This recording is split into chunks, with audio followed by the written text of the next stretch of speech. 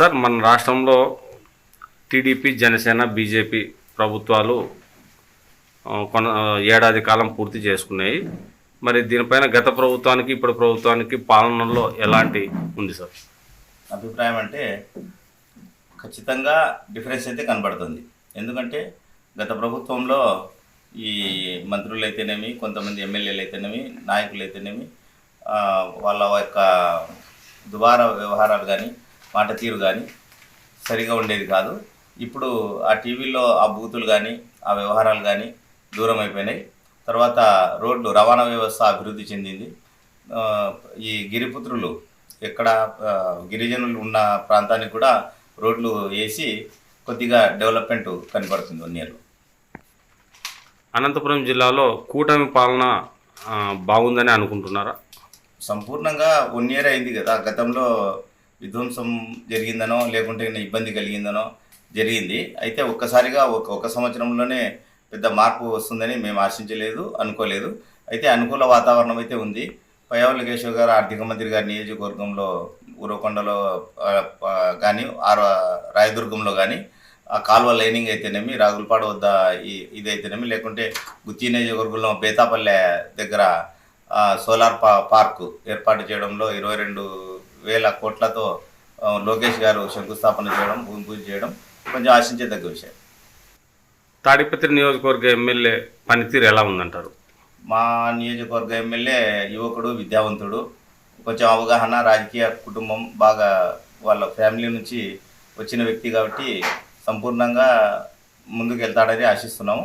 అయితే మా యాడికి మండలం నియోజకవర్గంలో యాడికి మండలం వరకు చూస్తే మాకు యాడికి కాలువకు నీళ్లు, యాడికి కాలేజీ గురించి గతంలో ఆయన ప్రచారం వచ్చినప్పుడు తెలియజేశాము. ఇంకోసారి అవకాశం వస్తే ఆయన దృష్టికి తీసుకెళ్తాం.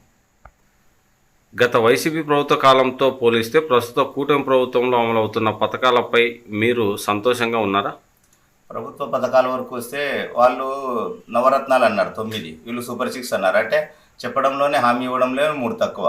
గతంలో వాళ్ళు ఎక్కువ బటన్ నొక్కి ఎక్కువ ప్రజలకు సోమరితనంగా అయితేనేమి ఉచిత పథకాలు ఇవ్వడం సామాజిక కార్యకర్తగా నాకు మొదటి నుంచి ఇష్టం లేదు. ఇప్పుడు అంత ఎక్కువ ఇవ్వడం కూడా కరెక్ట్ కాదు. ఈ ప్రభుత్వంలో ఆ పథకాలు, సంక్షేమ పథకాలు ఇవ్వాల్సినంత ఇచ్చేసి మిగిలిన డెవలప్మెంట్కు అమరావతికి అయితేనేమి, రోడ్ల వ్యవస్థ అయితేనేమి, ఈ యొక్క ఇండస్ట్రీస్ డెవలప్మెంట్ కానీ ఉపయోగిస్తే మంచిది. రాష్ట్రానికి ఒక రాజధాని మంచిదే, 3 రాజధానులు మంచిది అనుకుంటున్నారు? మొదటి నుంచి ఒక రాజధాని ఉండాలనేది మా కోరిక. ఒకటే ఉంటుందని కూడా తెలుసు. 3 రాజధానులు సాధ్యం పడదని కూడా ఆ రోజే ఊహించాము. ఈరోజు కూడా అదే అభిప్రాయం. దాన్ని మాత్రమే ఉండాలి, ఒక రాజధాని మాత్రమే ఉంటుంది. ఉన్న ఒక రాజధానిని, అమరావతిని ఈ ప్రభుత్వం పూర్తి చేస్తుందని మీరు భావిస్తున్నారా? ఖచ్చితంగా 5 సంవత్సరాలు పూర్తి కాకపోయినా ఎక్కువ శాతం పూర్తి అవుతుంది. అయితే చాలా పెద్ద ప్రాజెక్టు కాబట్టి ఒకసారిగా డెవలప్మెంట్ సింగపూర్ లాగానో, హైదరాబాద్ లాగానో 5 సంవత్సరాలు, రాబోయే 4 సంవత్సరాలు కాకపోయినా దాదాపుగా పూర్తి చేస్తుందని నమ్మకం అయితే ఉంది. ఏపీకి జీవనది అయిన పోలవరం ప్రాజెక్టు నిర్మాణాన్ని ఈ ప్రభుత్వం పూర్తి చేస్తుందని భావిస్తున్నారా? కంపల్సరీగా పూర్తి చేస్తుంది. ఎందుకంటే కూటమి ప్రభుత్వం సెంట్రల్ నుంచి కూడా సపోర్ట్స్ అలాగే ఉన్నాయి. మరి ఇక్కడ ఉన్నటువంటి చంద్రబాబు నాయుడు గారు అయితేనేమి, బీజేపీ మిత్రపక్షం అయితేనేమి, పవన్ కళ్యాణ్ గారు అయితేనేమి, అందరూ కూడా పోలవరంని కంపల్సరీగా పూర్తి చేయాలనే కృతనిశ్చయంతో ఉన్నారు. ఆ రకంగా ముందుకు వెళ్తారని ఆశిస్తున్నాం. వచ్చే 4 సంవత్సరాలు ఈ కూటమి ప్రభుత్వము కలిసి పాలన కొనసాగిస్తుందని భావిస్తున్నారా? కలిసి పాలన కొనసాగించాల్సిన అవసరం వాళ్ళకు ఉంది కాబట్టి ఖచ్చితంగా ఉంటుందని అనుకుంటున్నాం.